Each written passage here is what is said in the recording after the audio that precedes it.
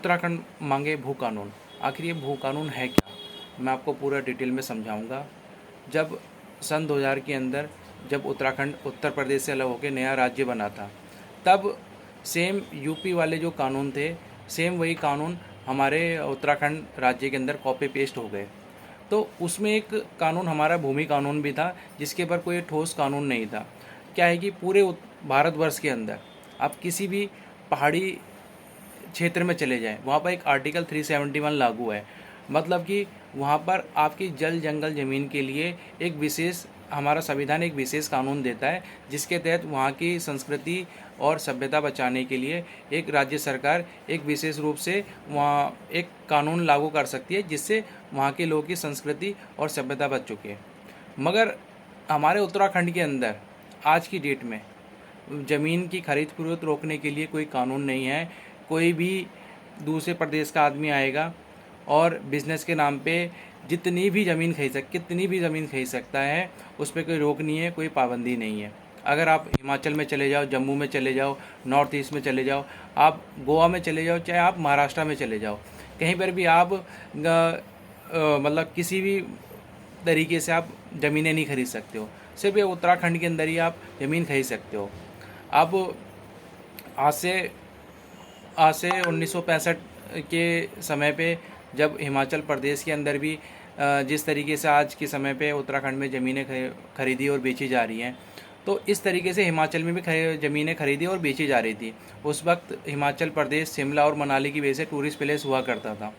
तब वहाँ के उस समय के कांग्रेस के जो मुख्यमंत्री थे परमा जी ने उस वक्त हिमाचल के अंदर एक सख्त भू कानून लागू करा, जिससे वहाँ पर कोई भी दूसरे प्रदेश का आदमी आकर 1 इंच भी ज़मीन नहीं खरीद सकता है।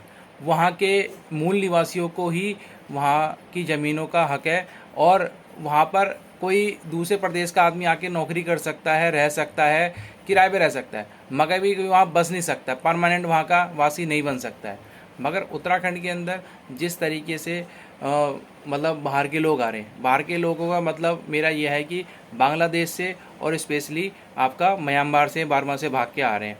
अब कोई भी कहीं से भाग के आ जा रहा है, सीधा सीधा उत्तराखंड में आके छिप जा रहा है। भाबर वाले एरिया में, चाहे तराई वाले एरिया में, आप पहाड़ों में भी चले जाओ, हर जगह कहीं ना कहीं इस तरीके इनकी बस्तियाँ बसती जा रही हैं।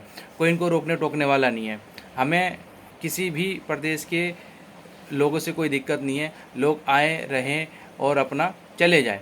वहाँ पर मतलब उसको कब्जे की नीयत से जो लोग आ रहे हैं, उनसे हम लोगों को बहुत दिक्कत है। कब्जे की नीयत से जो लोग आ रहे हैं, उन्हीं के लिए वो कब्जे वाली मानसिकता को रोकने के लिए ही भूमि कानून की मांग करी गई है। इस भूमि कानून को हम चाहते हैं ये उत्तराखंड में लागू हो।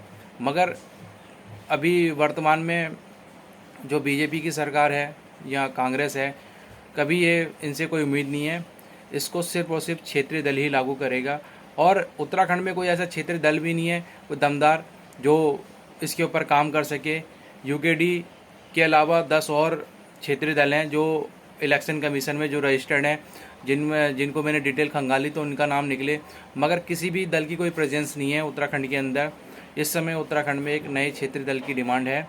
एक नया क्षेत्रीय दल ही उत्तराखंड का भला कर पाएगा, उसके अंदर एक सख्त भू कानून लागू कर पाएगा।